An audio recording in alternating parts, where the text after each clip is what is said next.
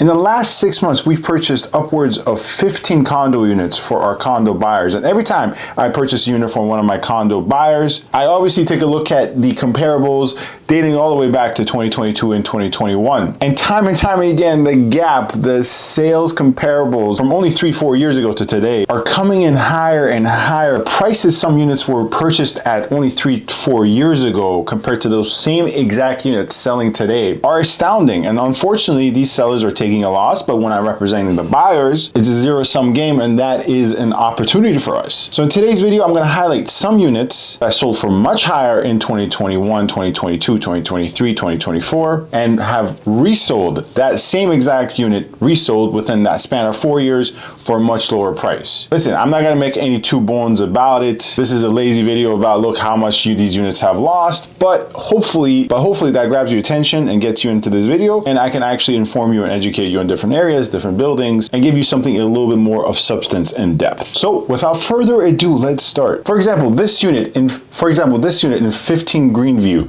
Avenue, 809, unit 809 in North York, was a 1+1 with one washroom at $801,000. That's right, this 1+1 with one washroom, 640 square feet, sold for $801,000. This is how much of a frenzy we were experiencing in 2022. That same exact unit, 15 Greenview Avenue, unit 809, this year sold for $608,000. That is a near loss of $200,000. And as you can see, when it was purchased during the market frenzy, it was purchased in the classic bidding war method. $599 the list price, $801 the sold price. This probably had 4 to 6 concurrent offers. Once again, I also speak from experience. Luckily, knock on wood, 2021, 2022, 2023, 90% of my business was selling, luckily. So when we sold in North York, I've covered it many times, I sold a unit in Bogert Avenue in North York. To this day, on a price per square foot basis, for that unit type, it's still the highest sold price ever. And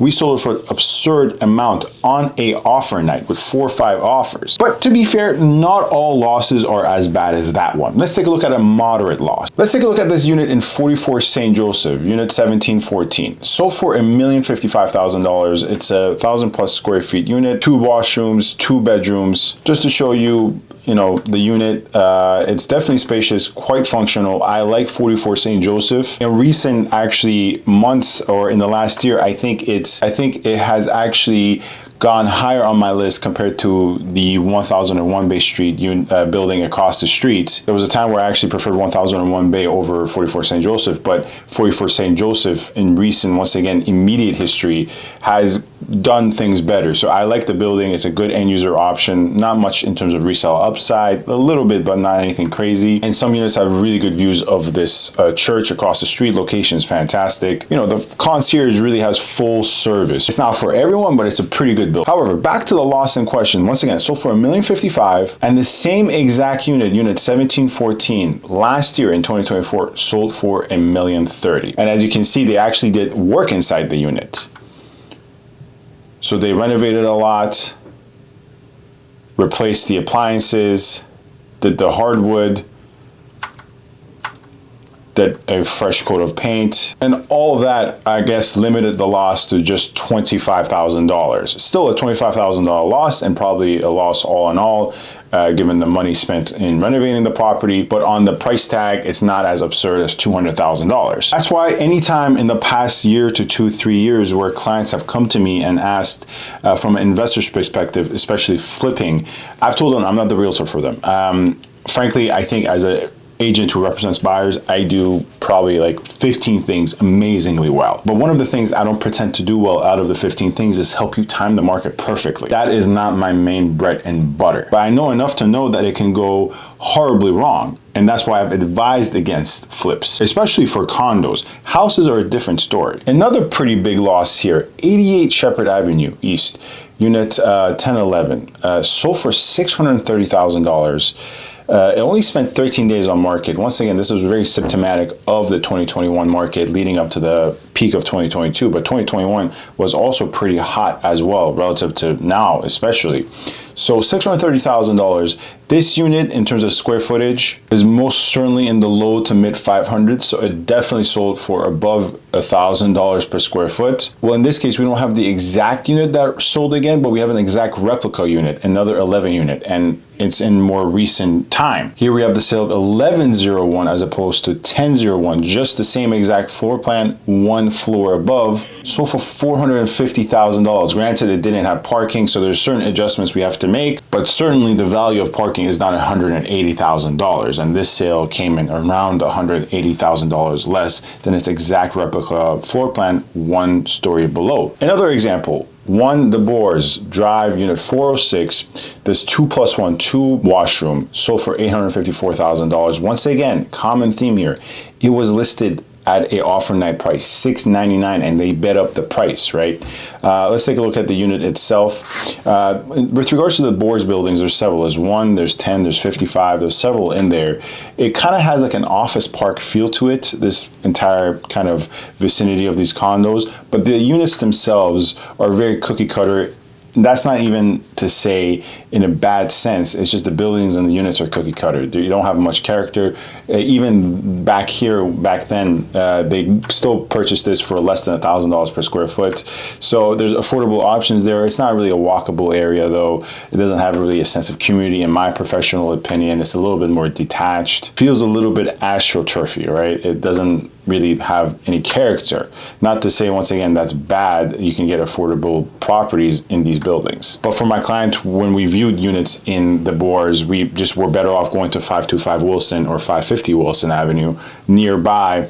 Much better buildings in my professional opinion. Nonetheless, this same exact unit, which sold for $854,000, the unlucky seller had to sell at a loss because in 2024, the same exact unit sold for $750,000. Now, interestingly enough, even in 2024, they still sold it at an offer night, and the price came in at $750,000. Remember, when these people purchased it, they purchased it at $854,000. And the interesting thing is, when we take a look at specific buildings, some buildings are suffering from investors or owners offloading properties at a loss far more significantly than other buildings. For example, I mentioned the Bogert Avenue buildings earlier. I'm not going to show you the unit I sold for my client because I've already covered that on this channel. I'm going to show you 2 other units though. We have 9 Bogert Avenue, unit 3005, which sold for $770,000. The 05s are around 660 square feet. Let's take a look once again. This was in 2022. The 9 and 11 Bogert are really controversial buildings. I think they're just tenant friendly at best, 7.5 or 7 out of 10 at best. Wouldn't really recommend buyers to them. They have some pros. Their direct subway access and location is great, but they have a ton of issues, I would say. Not too bad where I would still recommend it for tenants, but it's hard for me to recommend to buyers to put their money in it. Anyways, these floor plans, the 05s, face this sister building. They have a green backdrop. They're around the mid 600s in terms of square footage. The bedrooms are much smaller than they appear in the picture. 1+1 with 2 washroom. The 2 washroom is a definite bonus. Well, let's take a look at this same exact unit that sold more recently, and bam, in 2025, we're recording this in November, but in 2025, the owners took a loss. They sold it at $636,000. The same people who bought it for $770 sold it for $636,000. And as you can see, it's the same exact unit. They didn't do anything. They didn't touch it up. The furniture here is most certainly staging furniture, right? And they sold it at a loss, unfortunately. And going through these losses, the biggest one I found was actually in Mississauga. I'm not saying it's the biggest out there. There probably is much bigger out there, but I couldn't go through everything. And Mississauga and Peel region, in my experience, and then on the east side, really Durham region has been hit the hardest when it comes to this condo down market, and even the real estate down market in general. Housing prices, condo prices have faltered the most compared to York region and Toronto. Don't get me wrong, York region, Toronto are down, but not anywhere close for both housing and condos when compared to Peel region and Durham region. Case in point, we have a pretty old building in Mississauga, 3700 Kniff Crescent, unit 1010, which was a 2-bedroom, 1-washroom, which is really common in these older buildings, unfortunately, in Mississauga for some odd reason. Even the Webb ones, like 230 Webb, 250 Webb, not all 2 bedrooms, but the smaller 2 bedrooms have only 1 washroom, which I hate. Nonetheless, though, listed at $599, once again, only 4 days on market, sold for $700,000. This tells me not only was this an offer night where they priced it at $599 and they were expecting more, they clearly got more for buyers to compete in an auction style to bid up the price, but they probably got a preemptive offer, because when you list it for an offer night, you list it for at least minimum 10 days, so you get a volume of people to see it, so you have more people competing on an offer night. 4 days is not enough for that. That means someone just came in and wanted to just buy it immediately before an offer night, and they bought it for $700,000. And you know, for the sake of just insight, let's take a look at the unit.